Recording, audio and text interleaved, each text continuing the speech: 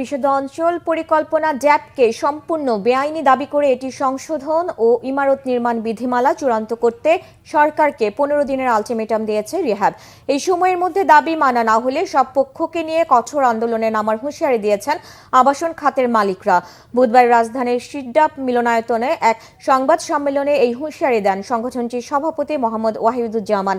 তার দাবি, নতুন ড্যাপে ভবনের আয়তন ও উচ্চতা কমানোর ফলে নতুন প্রকল্প প্রায় শূন্যের কোটায়, নতুন বিনিয়োগ প্রায় বন্ধ। রিহ্যাব নেতাদের দাবি, নতুন ড্যাপের কারণে ঢাকা মহানগরের 80% অপরিকল্পিত থেকে যাবে। এর ফলে শহর পরিণত হবে মরণ ফাঁদে। বৈষম্যমূলক এই ড্যাপের জন্য কিছু পরিকল্পনাবিদ নিজেদের স্বার্থ হাসিলে মায়া কান্না করছেন বলে জানান রিহ্যাবের vice president engineer Abdul Latif. একটি মহলের ছত্রছায়ায় তৈরি ড্যাপ এর বাস্তবায়ন হলে শিগগির এর প্রভাব নগরবাসী হাড়ে হাড়ে টের পাবে বলেও মন্তব্য করেন রিহ্যাব নেতারা।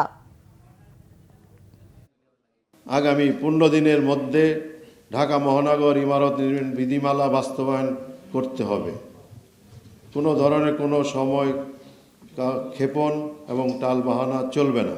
এই সময়ের মধ্যে কার্যকর ব্যবস্থা গ্রহণ না করা হলে জমির মালিকগণ সহ অংশীজনদের সাথে নিয়ে কঠোর আন্দোলন শুরু করা হবে। আমাদের সামনে আর কোনো পথ খোলা নেই।